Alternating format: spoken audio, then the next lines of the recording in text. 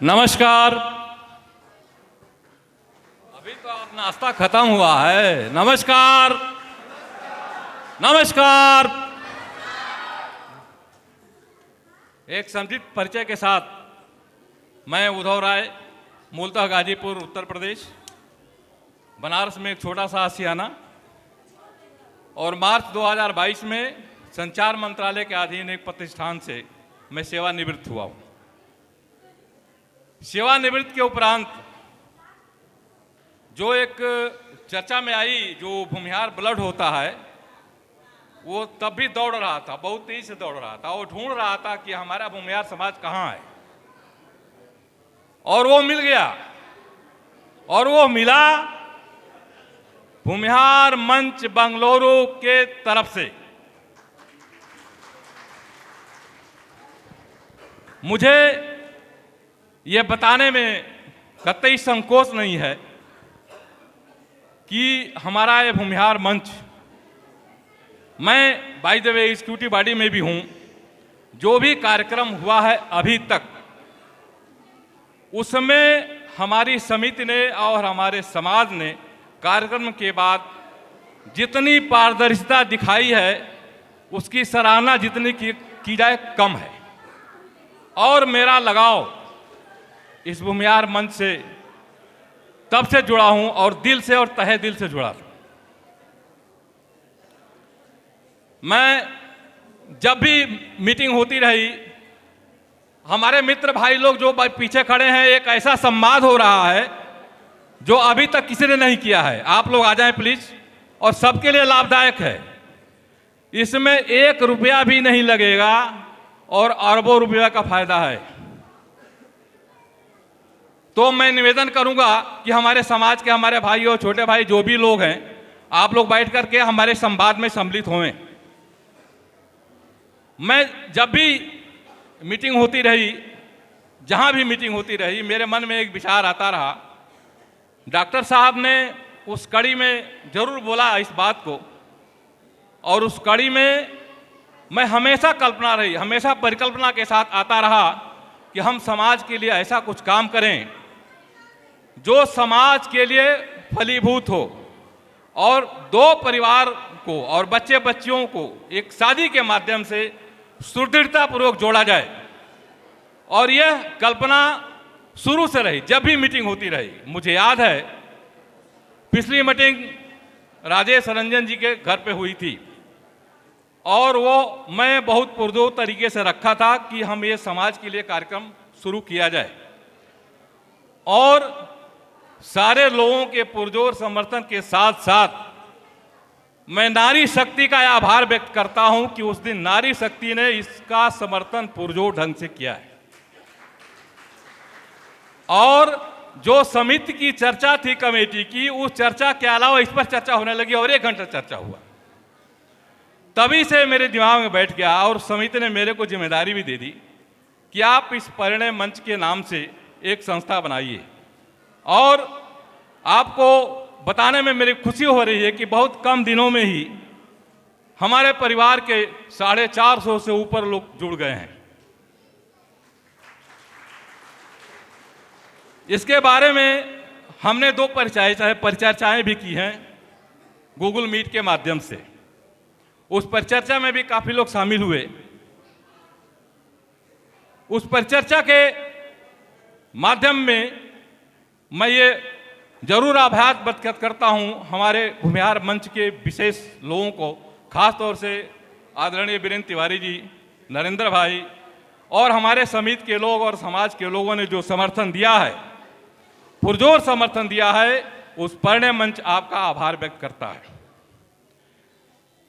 ऐसी एक बात मैं कहना चाहता हूं, आज जो समस्या एक जटिल होती जा रही है, मैं डॉक्टर साहब का ध्यान आकर्षित करना चाहूँगा। जब हम लोग छोटे छोटे थे तो समाज में हमारे पिताजी वगैरह लोग बात किया करते थे, 18 साल के बाद, 16 साल के बाद शादियाँ ढूंढी जाने लगती थीं, 15 साल के बाद ही। और बच्चा अगर कोई गांव में अगर मैट्रिक कर लिया तो लोग सोचते थे कि अच्छा पढ़ाई कर लिया है। तब की बात कर रहा हूं मैं, जो हम लोग छोटे छोटे सुनते थे इस बात को। और अगर उम्र 22 साल हो गई तो लोग कहते थे कि एकर ब्याह ना हो, एकर उम्र 22 साल ढेर हो गई बा। लेकिन उस समय की शादियां आज भी फलीभूत हैं, चाहे एक आदमी नौकरी करता हो चाहे न करता हो। और उसी चीजों को देखते हुए आज हमारे बच्चे, आप क्वालिफिकेशन के मामले में देख लीजिए, BTech, MTech, double MTech, DLitt, PhD, BCA, MCA, क्या क्या क्वालिफिकेशन नहीं है। लेकिन एक शादी ब्याह ऐसा है जो हमारे समाज के लिए कहीं न कहीं जटिलता बनती चली जा रही है, और इसीलिए यह निश्चय किया गया है। और इसको सजाने संवारने में, जैसे एक माला है, माला को अगर सुंदर सुंदर मणियों से पिरोया जाए तो उस माला की शोभा और बढ़ जाती है। और उस शोभा को बढ़ाने में हमारे समाज के लोगों ने जो साथ दिया है, इसके अलावा मैं मंच पर आमंत्रित करना चाहूंगा आदरणीय लक्ष्मी बीरेंद्र तिवारी जी को। एक जोरदार तालियों के साथ उनका स्वागत किया जाए। आपने इस समाज को बढ़ाने में बहुत ही योगदान किया है, और परिचर्चाओं से सामने जो चीज़ें आती रही हैं उसको इंगित करते हुए काफ़ी इन्होंने रास्ता दिखाया है। मैं चाहूँगा कि एक बार पुनः तालियों से आदरणीय लक्ष्मी जी का स्वागत करें, और आगे का कार्यक्रम संपादित करने के लिए मैं माइक देता हूं आदरणीय लक्ष्मी बीरेंद्र जी को। धन्यवाद राय जी। मैं एक बार फिर से आप सभी लोगों का इस सभागार में तहे दिल से स्वागत करती हूं, हार्दिक अभिनंदन करती हूं। अभी हम लोग बात कर रहे हैं भूमिहार परिणय मंच बेंगलोर। अब सभी के दिमाग, बहुत सारे लोगों के दिमाग में ये प्रश्न आता होगा कि क्या है ये भूमिहार परिणय मंच, इसकी ज़रूरत क्यों पड़ी, क्यों बनाया गया है इसे। तो कुछ विशेष तो नहीं कह सकते, पर हाँ, आज बदलते हुए परिवेश में जो जटिलताएं आ रही हैं बच्चों के शादी विवाह के संबंध में, उसको ध्यान में रखते हुए इस मंच का गठन किया गया है, भूमिहार परिणय मंच। बेंगलोर जैसे शहर, नाम सिर्फ भूमिहार परिणय मंच नहीं है, भूमिहार परिणय मंच बेंगलोर। अब ये बात है कि बेंगलोर में ही क्यों, या बेंगलोर का अपना ग्रुप क्यों। तो जैसा कि हम सभी जानते हैं, बेंगलोर अभी सिर्फ भारतवर्ष में ही नहीं, पूरी दुनिया में अपना एक अलग स्थान रखता है। सबसे ज़्यादा शिक्षण संस्थान बेंगलोर में हैं, सबसे ज़्यादा इंजीनियर बेंगलोर में बनते हैं, सबसे ज़्यादा डॉक्टर बेंगलोर में बनते हैं, कई सारे रिसर्च इंस्टीट्यूट यहाँ पे हैं। तो इस देश के कोने कोने से हमारे बच्चे इस शहर में पढ़ाई के लिए आते हैं, और पढ़ाई के बाद रोजगार भी अभी सबसे ज़्यादा बेंगलोर में ही है। तो एक बहुत बड़ी संख्या में हमारे नवयुवक और नवयुवतियाँ बेंगलोर शहर में निवास कर रहे हैं। अगर ये भूमिहार परिणय मंच बेंगलोर उन सभी माता पिताओं को एक सूत्र में बांधता है, एक जगह इकट्ठा करता है, तो इसके माध्यम से सभी माँ बाप अपने अपने बच्चों के लिए बेंगलोर में ही भावी जीवन साथी खोज सकते हैं। शायद वो इसलिए भी अच्छा रहेगा कि एक दूसरे से मिलने का, बच्चों को भी एक दूसरे से मिलने के लिए सहूलियत होगी। माता पिता भी अपने बच्चों की वजह से यहाँ आते जाते रहते हैं, तो उन्हें भी दूसरे जो जीवन साथी की तलाश में हैं उनके परिवार से मिलने में अच्छा रहेगा, सहूलियत होगी। इससे भी अलग एक बात ये कह सकते हैं कि जब मैं अगर बेंगलोर में हूँ और मैं मुंबई, पुणे, दिल्ली, किसी भी अन्य शहर में लड़का तलाश कर रही हूँ अपनी बेटी की शादी के लिए, तो मेरे लिए ये पता लगाना बहुत मुश्किल है कि वो परिवार कैसा है, वो लड़का कैसा है, उनके घर के माहौल कैसे हैं, उनके सोच विचार कैसे हैं।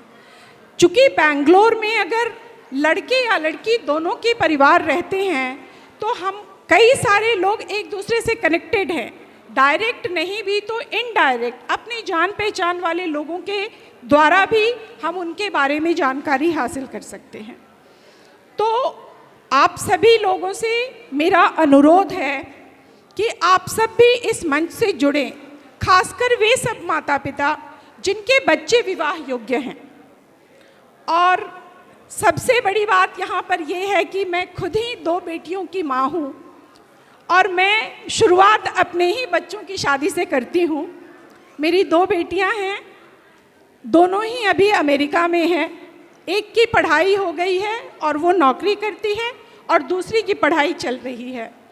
यहाँ उपस्थित सभी सम्मानित सदस्यों से मेरा अनुरोध है कि अगर आपकी नज़र में मेरी बच्चियों के लायक, उनके लिए अनुरूप कोई भी लड़का हो तो आप कृपया मुझसे संपर्क करें या आप किसी के माध्यम से मुझे बताएं ताकि मैं आपको संपर्क कर सकूं। इस बात में बिल्कुल भी आप हिचकिचाएं नहीं। कोई भी हो सकते हैं, आपके स्वयं के बच्चे हो सकते हैं, आपके रिश्तेदारों के बच्चे हो सकते हैं। आप डायरेक्ट नहीं भी बात करना चाहते हैं, अगर लगे कि मैं लड़के का पिता हूँ, मैं कैसे बात करूँ, तो भी कोई बात नहीं। आप अपने किसी मित्र के द्वारा, किसी अन्य इस मंच से जुड़े हुए किसी भी व्यक्ति के द्वारा आप मुझ तक ये संदेश भेजें, मैं आपको सामने से बात करूंगी, क्योंकि मुझे भी अपने दोनों लड़कियों की शादी करनी है। अब हम यहाँ पर अपने 1-2 ऐसे अतिथियों को बुलाना चाहेंगे जो खुद भी इसी हमारी ही तरह अपने बच्चों की शादी के लिए लड़का या लड़की देख रहे हैं। तो सबसे पहले मैं आलोक कुमार जी आपको मंच पे बुलाना चाहूँगी, कृपया आएं।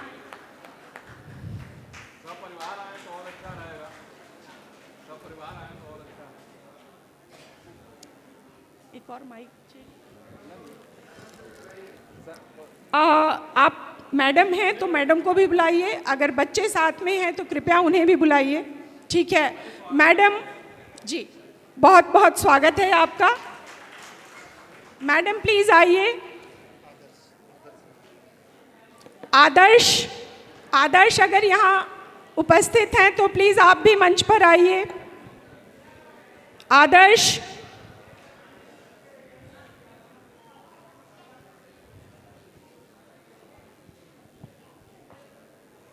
तो जब तक आइए आदर्श जी। आलोक जी, आप अपना एक संक्षिप्त परिचय दें और अपने बच्चे के बारे में एक संक्षिप्त परिचय दें। हेलो, ठीक है, आवाज़ आ रही है? नहीं आ रही। हेलो, मेरा नाम आलोक कुमार सिंह है। मैं बैंगलोर में 44 साल से हूँ। मैं यहाँ पे इंजीनियरिंग करने के लिए आया था 1981 में। उसके बाद से यहीं पे हूँ। बहुत सारे कंपनीज़ में मैंने काम किया, सीनियर मैनेजमेंट रोल पे भी काम किया। और बेसिकली मैं भागलपुर से आता हूँ। भागलपुर में सुल्तानगंज है, जहाँ से सब लोग जल भरने जाते हैं, वहीं पे मेरा गांव है। गांव का नाम तिलकपुर बोलते हैं। और हम लोग बेसिकली, हमारे जो दादा दादी लोग थे फ्रीडम फाइटर थे और बाद में लीडर भी थे, कांग्रेस के बड़े लीडर थे।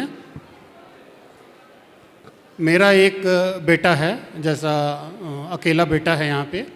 और ये फाइनेंस का, इन्वेस्टमेंट का काम करता है। बहुत लोगों को ये लगता है कि इन्वेस्टमेंट क्या करता है, अपना काम क्यों करता है, नौकरी क्यों नहीं करता है। आप बड़े नौकरी में थे तो नौकरी क्यों नहीं दिलाया इसको। तो लेकिन इनका इंटरेस्ट था कि हम खुद करें। तो हमारा जो भी सेविंग्स था, इनका भी कुछ फोटोग्राफी का हॉबी था, जो भी पैसा था तो डाल के ये इन्वेस्टमेंट का काम खुद से कर रहे हैं और बहुत अच्छा कर रहे हैं। इन्वेस्टमेंट में ये है कि जो मार्केट में ही पैसा डालते हैं, इन्वेस्ट करते हैं, उसको स्टडी करते हैं, 5 साल के लिए 10 साल के लिए डालते हैं, जहाँ पे हमारा रिटर्न 7% 8% आता है पोस्ट ऑफिस बैंक में। आलोक जी, अब आप थोड़ा समय की कमी है, अब आप ये बताएं कि आप अपने बेटे के लिए किस तरह की लड़की देख रहे हैं, क्या विचार हैं आपके? नहीं, वही बोल रहा हूँ मैं वो हमेशा सोच रहा हूँ कि अगर बेंगलोर में लड़की मिल जाए तो हम लोग के लिए बहुत अच्छा है। क्योंकि बेसिकली हम लोग आज एक तरह से बेंगलोरियन हो गए, बिहार तो छोड़ दिए। तो आज खाना पीना भी अगर देखेंगे तो साउथ इंडियन हम लोग ज़्यादा खाते हैं कंपेयर टू नॉर्थ इंडियन। तो जो भी लोगों को लगेगा कि ठीक है हमारे लिए रिश्ता, तो हमसे कनेक्ट कर सकते हैं। जी। मैं ग्रुप में हूँ। जी, बहुत बहुत धन्यवाद। Thank you. Thank you. और आप भी अपना बनाए रखिए, जी। देखते रहिए ग्रुप में, और जो भी आपको सुटेबल लगे जी, आप जी। भी वहाँ संपर्क करें। धन्यवाद। Thank you. Thank you sir, thank you. अब मैं श्री कमलेश कुमार जी को बुलाना चाहूँगी, chief manager SBI, Shri Kamlesh Kumar जी।